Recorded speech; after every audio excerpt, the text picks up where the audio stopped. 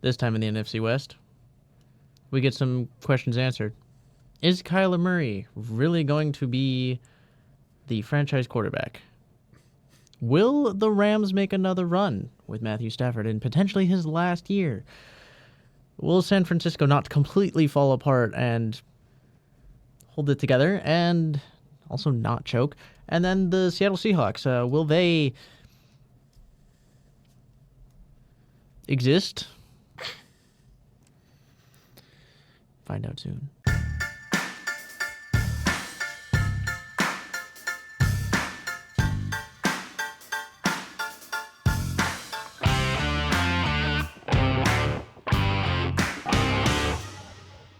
Welcome back to the James and Dame Show. I'm Josiah. And I'm Will. And today we are going to wrap up our NFL predictions with the NFC West.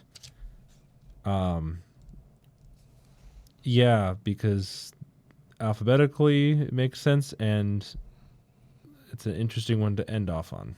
Mm-hmm. Specifically with these teams, how they performed last year. Yeah, it was do we? Oh God. Do we even wanna? So, we kind of ended it off the last one doing this. I kind of want to start this one off doing this. Looking at what we had last year. Oh boy. In fourth place, we had the Cardinals at 5 wins. Wasn't horribly far off. No. In third place, we had spot on yet also dead wrong. We had the Rams at 10 wins. Got the win count right. Yeah, but they're third place, and that means the other two are not where they're supposed to be. Then we had in second place the Seattle Seahawks at 12 wins. Oh, yeah, I forgot about that. Which means that we had in first place the San 49ers. Francisco 49ers I mean, you can't 13 wins. You can't predict injuries, though. You can't.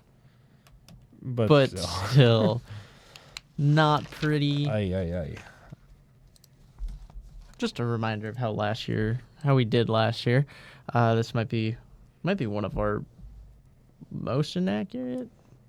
Probably. But we'll move on from last year and focus on this year, starting with the Arizona Cardinals.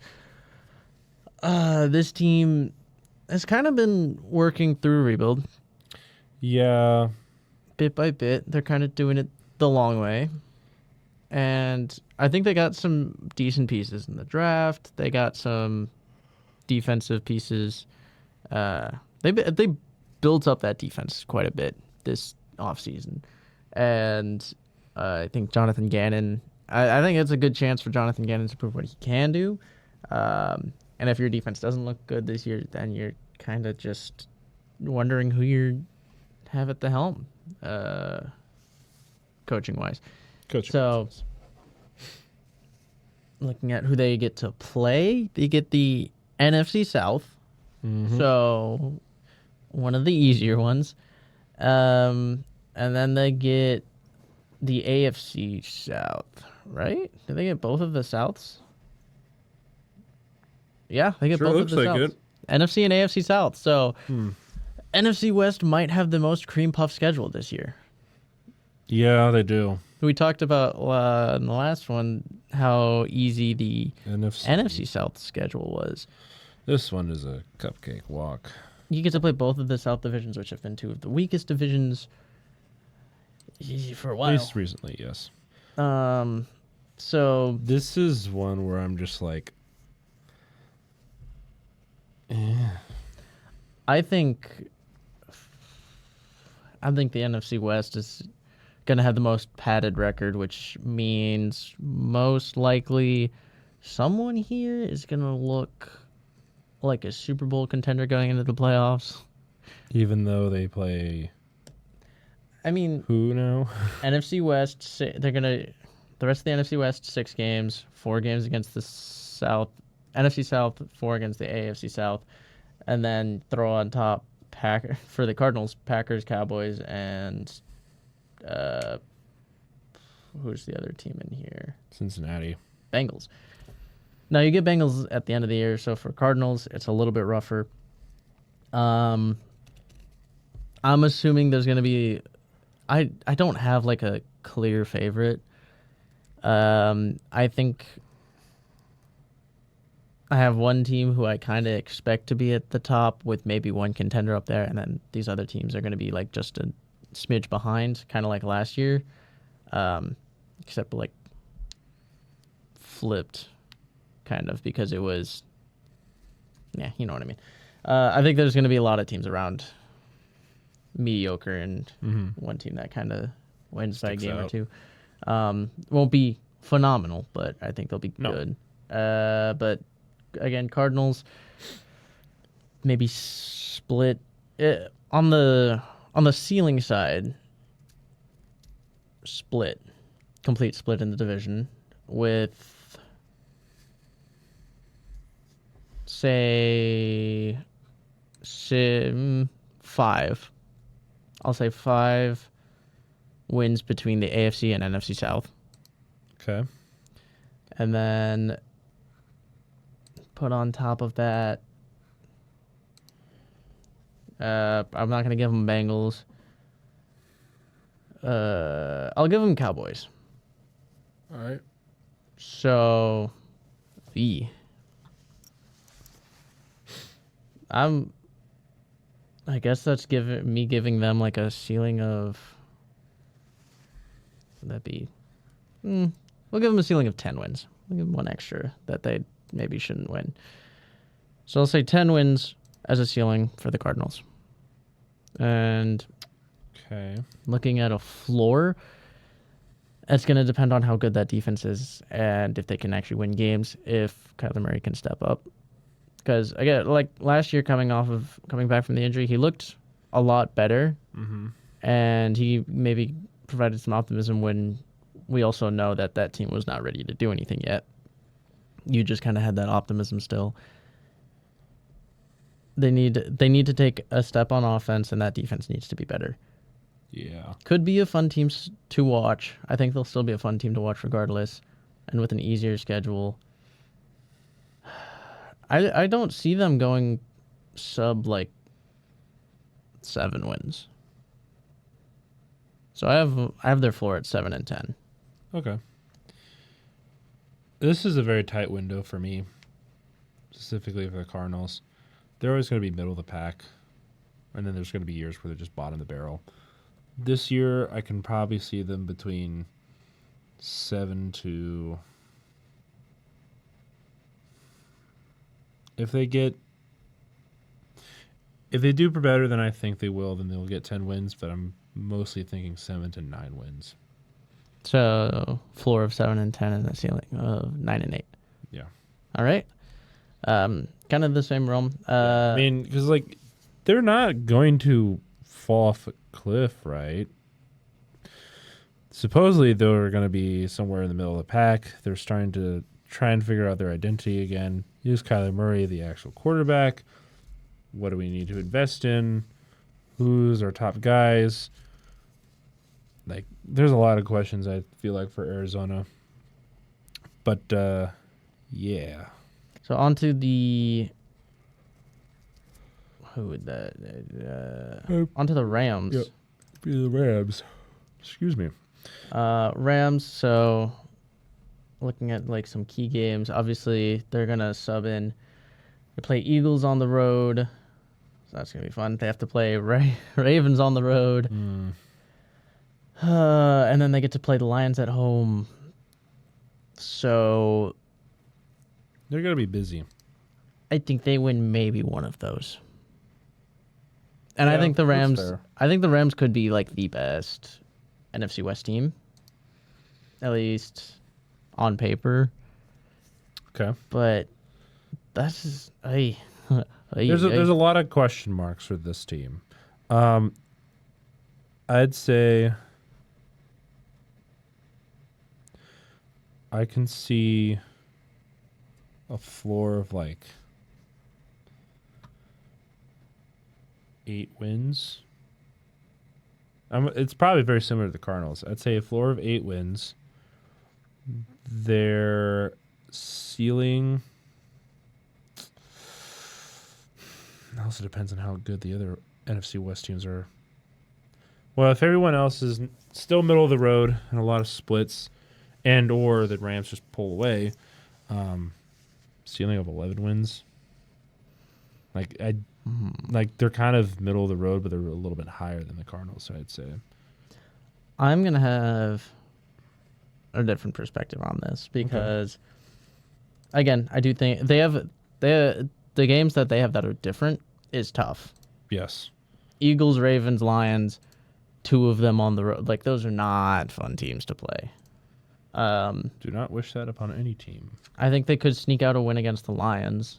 No, they definitely could at home. They definitely could at home. But on the road, Ravens and the Eagles. Ravens, I mean, you get a long week for that. But it's... Yippee-ki-yay. it's not fun. So, but again, you still have AFC and NFC South. Mm-hmm. You still get to play this division, who I don't think is very complete right now. So I'm going to put their floor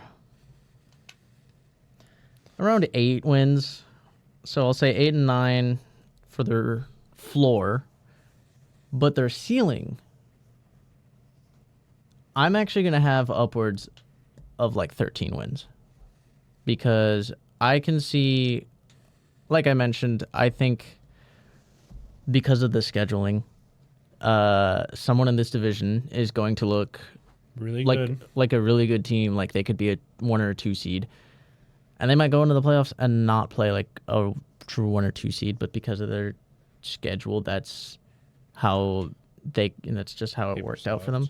So it's a soft team playing a soft schedule. So I think the Rams could potentially be that team. They're not a bad team. They're very experienced. They're old. They have an old team with some. They're building in some of the cracks with young players. So they got some young pieces like Nakua, Verse are in there. Fisk is there. But again, there's going to be a point where there's going to be some overhaul with the Rams. Like at some point, all those old guys are going to retire. You have to get a completely fresh and new team. Yep. I mean, Stafford, if he can stay healthy right now is really the question. Mm-hmm. If he's healthy, he's a really good quarterback. He's throwing to Devontae Adams and Puka Nakua. You still have Kyron Williams, who's really good. Your line, I feel like might have some question marks this year. And your defense, you have like what's going on at corner, but you have a good D line, some good linebackers. Mm-hmm. So they're gonna be interesting to watch. I think they're gonna have a fun and exciting offense, highlighted by some decent players on defense, or some good players on defense. They have a lot of experience, like you said, and the new players they're definitely going to make it more exciting too, because you got a mix of old and young, and they're going to show what they can do, I guess. A lot of vets going to teach the younger players how to, I don't know, play football, I guess. But yeah, I mean, I can see what you're saying with the Rams being the one team to pull away. I don't think they'll win us up to 13 wins, though. I don't know. I'm a bit skeptical with this division, just kind of like the South divisions. There's not really a clear-cut, like, leader, except for, like, maybe Houston in the AFC South. This year for the NFC South, I have no idea. Because Buccaneers could fall off. Atlanta could rise. We don't know what the Panthers are doing. Saints just suck. This division, I don't know. Like I genuinely don't know. I think for a ceiling, I think the Rams could win 5 games against their division. I think they could potentially sweep the AFC and NFC South. Yeah, it's definitely possible. That right there is 13 wins. Yep. And then on top of that, they'll probably drop one more in there, which is why I didn't want to put them at 14. But like, it's a really soft schedule. Yeah, you're not Seattle. We don't even. They looked iffy. They went out and got Sam Darnold, who Okay. I mean, No offense to the Seattle fans. It's just yeah, I mean, doesn't you strike talk me about as you talk about Sam Darnold being like, oh, it's the next Baker arc, and it's like true, or is he the next Kirk Cousins? And I kind of have more of a Kirk Cousins feel, especially going into Seattle, who was already kind of a uh-huh. meh offense last year, and you're going from Geno to Sam Darnold. Yeah. So All we can say is good luck. I don't have. Yeah, but that's Seattle. Just the Rams, though, I think they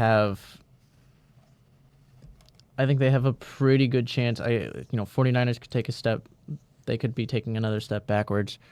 They might bounce back this year. Who knows? That's why there's kind of that range for the Rams. Mm-hmm. But then there's the Cardinals, who middle of the pack, maybe a little bit above, depending on how good that defense steps up this year. But Rams, just again, not a super tough schedule. No, not really at all. And so I think someone's going to have an inflated one, and I think the Rams can prove, or the team that is most likely to say, or you can confidently say is, hey, we could absolutely be that team. Yeah. I think that's fair, honestly. I mean, if you were to say someone in the NFC West would take advantage of a super soft schedule and won 13 games. I guess it would be the Rams. The other thing is I don't know what the 49ers will look like. That's why I use the word confidently, because like we could see the 49ers doing it, but are you confident that they'll Actually do it. Moving on to the 49ers. 49ers. They've been so weird with this, like they're trying to reload? Mm-hmm. But they're not rebuilding. I wouldn't even say it, because I don't even think necessarily reloading, but it's like it's rebuilding.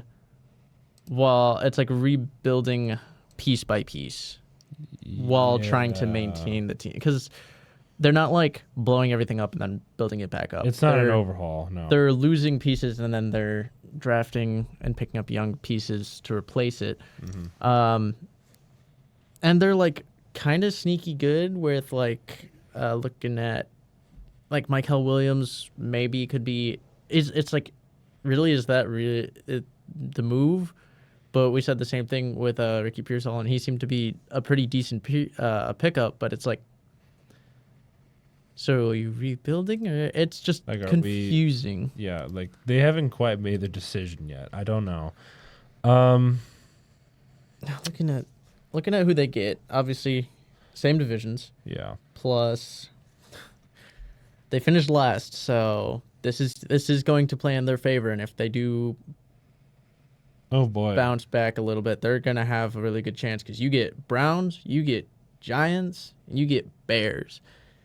Bears are your real competition there, because Browns and Giants. I mean, Giants could be okay, maybe, but like this is sad. Honestly, with how easy this schedule looks, there's no way that the 49ers won't take advantage of it. I mean, I don't know how else to put this at, because like, yes, I see the Rams doing decently, but I don't think they pull away their division like that. I think that 49ers, honestly, I have the 49ers probably something similar. They're either going to be like 7-10 as their floor up until like 12 wins. So like they can do it. I mean, it's not hard. I mean, look at their schedule. It doesn't look too complicated to run. It's just, are they actually going to take advantage of said opportunity to pull away with said victory? I have no idea. So I see this in like two regards, and this is giving me like a wide range. Mm-hmm. I'm gonna commit to. I'll say this with the idea that I'm committing to one or the other, which is gonna bump or raise or drop or raise one of them, because I could see if they bounce back to form this year with this schedule, 14-3 would be not out of the picture for them. No, it wouldn't be. But also at the same time, if they look just as bad as they did last year and they continue to take a step back because they're losing a lot of their pieces, I mean, to injury or just to they're a bunch of their moving on. defense left again. CMC, is he even going to be able to be his normal self? And then your backup to that is Brian Robinson. So, like, Ew. you finally had to pay Brock Purdy, so there's that. your cap is going to start getting thinner and thinner. So on the low end, I could also see them being like if this team doesn't get back to form and they're just regressing, I could see this floor being like 7-10. And so, but I've decided that I'm going to commit to one and believe in the fact that the 49ers are in a regression. And so I'm going to drop their ceiling to about 10 wins. All right. So 10-7 for them as well. But I think they're a shell. I think they're going to be a shell of what they were. I think they're going to have a couple mid years, especially with the roster that they have, because the pieces that they were able to rely on in that Super Bowl run was CMC, Yep. Debo's gone. I mean, you still have George Kittle. He's getting older though. He's getting a little bit older. He's not too old. No, not too old, but You're just like, saying you only have so many prime years of George Kittle until he starts regressing. you had a great defense, which has been pretty much gutted over the years, and you had what else? A good O-line, which has gotten much worse. I mean, last year was rough, It was a testament. and again, a lot of that comes down to injury, but still, It's still bad. they're not in a great bad. spot right now. So I think you can't just say that because they're healthy, they're going to be better this year.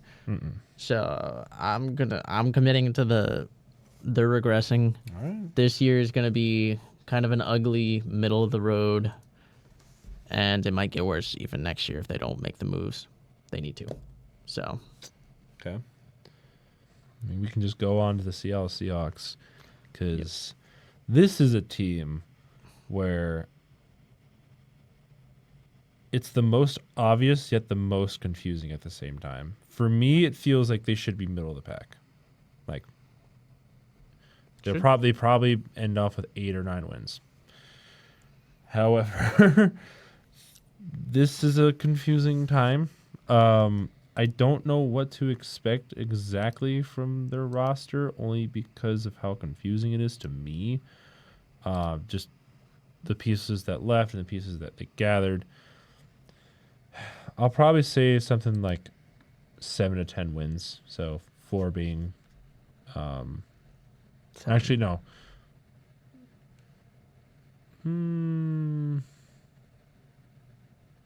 No, they'll be more like 8 to 10 wins because they're always hanging around there. But I also wouldn't be surprised if they like fell off a cliff for a bit, or they just somehow escape with like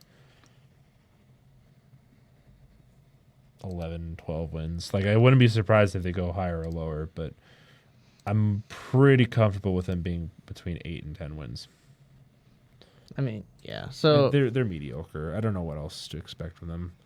like, there are pieces that I like that they've gotten, but then there's a lot of question marks with this team. So looking at their schedule, though, again, same sort of deal. I mean, you play at Arizona on a short week, so that's going to be not fun for you. No, and I think that might be the only short week they have. At least well, they played the Rams on a short week in what is that, week 16? Yes. At home, so that might play a little bit into their advantage. But on top of that, again, you get what it would be Steelers, Commanders, which I don't have tipped in their favor, and then Vikings. So Yeah, some revenge games with the Steelers and Vikings. just a couple.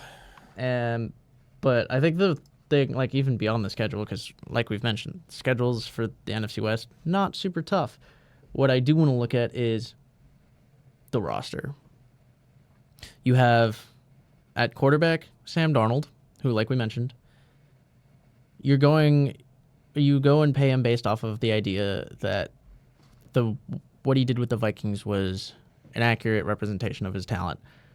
When the quarterback who started for them prior to him was Kirk Cousins, and you saw what happened to him, I don't have a lot of faith right now. And so maybe you sit and go, okay, Sam Darnold, if he's not the guy, maybe they go out and they go to their rookie quarterback, Jalen Milroe.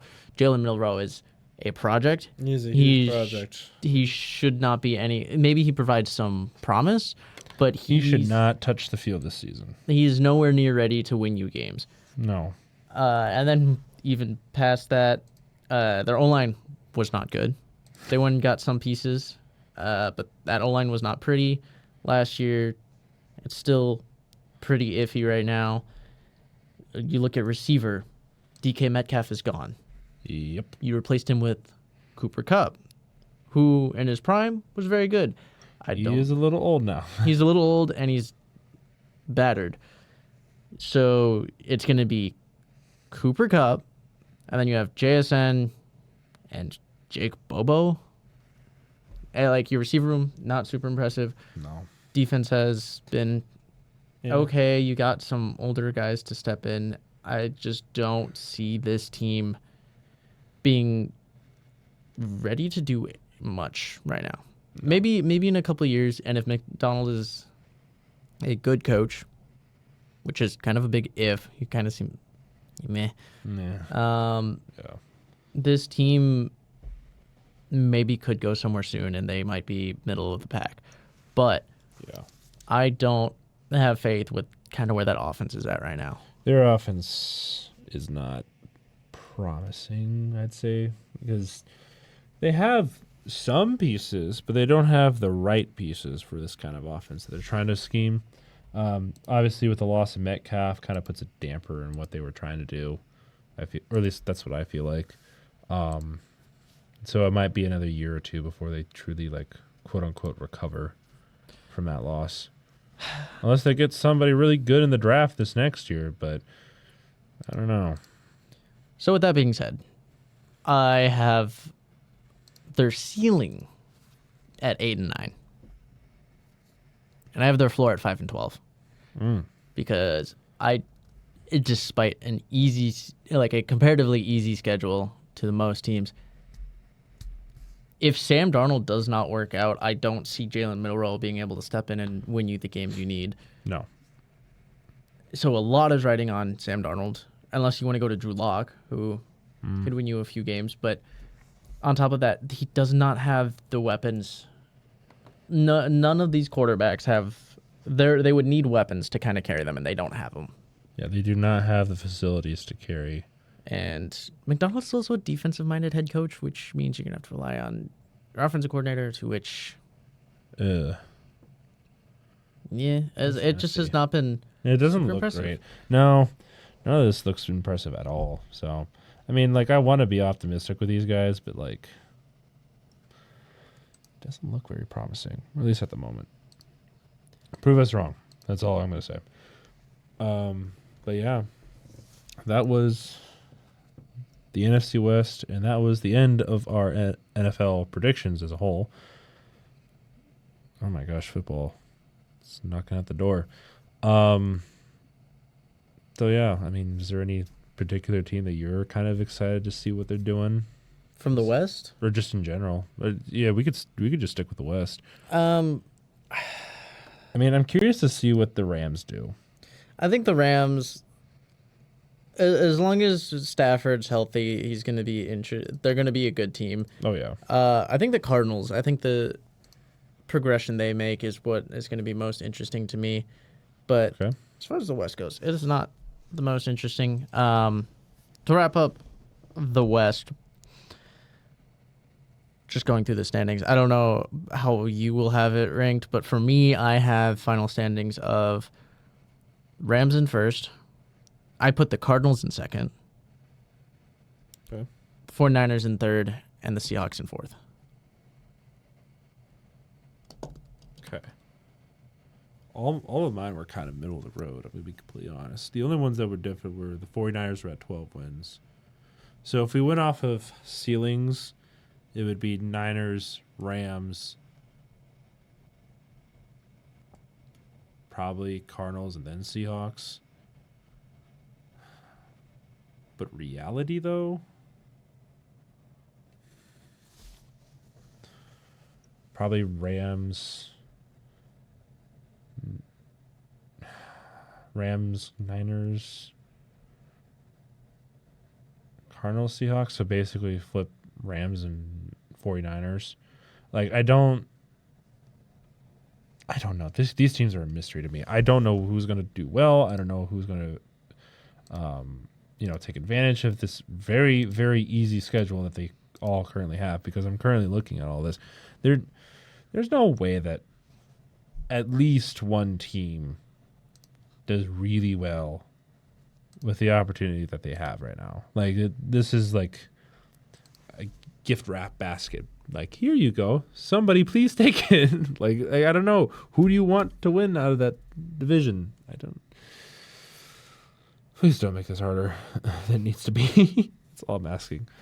But yeah. Yeah. It'll be interesting to see how these how everything shakes out. Yeah. I think you mentioned, I think it was it the last video, or no, yeah, it was like last video. Just the idea of like what we think playoffs would look like. And I think you're right, between it'll be either 3 NFC North wildcards, or it'll be 2 NFC North and an NFC East. Yeah. Like, it's going to be really hard for any other division to like sneak into the playoffs, particularly because this is why I mentioned the Panthers that one time. The Panthers could probably get up to that record, but they won't make the playoffs, only because of how competitive the NFC will be this year. I'm a firm believer of that. I think the NFC will be more competitive than the AFC this year, just based on talent, how things have moved around, it's kind of due by now out of mentality. So yeah, I mean, if you look at the AFC, it's kind of 3 teams, and that's basically it. Like, there's not much competition there. It's Chiefs, Bills, and Ravens. And then you got the And then NFC. you have like the second tier where you have the Texans, Chargers, Broncos, Bengals, Steelers. If you want them there.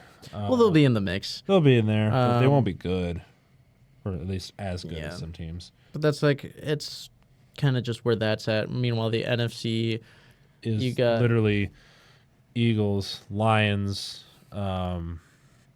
Packers. Vikings. You have Commanders. You have possibly the Vikings Rams. doing well. You have what? Rams. Doing well. Maybe even the Buccaneers? 49ers could probably come back. I don't know. Like, this is why the NFC West is a mystery to me.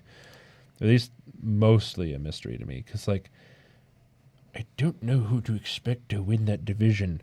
It theoretically should be the Rams, right? Like, logically, it should be. Logically, but also with a tight division, those 3 tough games that they have could really throw a wrench in things. So It really could indeed. all just speculation. Mm-hmm. But next time you will see us in this booth, we will be previewing week 1. Yes. I've missed football. It's been an off season. A very long off season.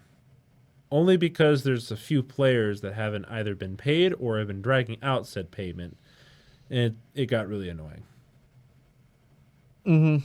Yeah, that was basically the biggest news, and that's all you could come up with. Was just holdouts for the entire summer, literally the couple weeks before the season starts. I hate you. You know that, right? I'm looking at you, Bengals. I'm looking at you right now. There's no way you spent 4 months? Or is it 5? 4 or 5 months trying to negotiate with Trey Hendrickson about a contract you could have easily done in like a week or two.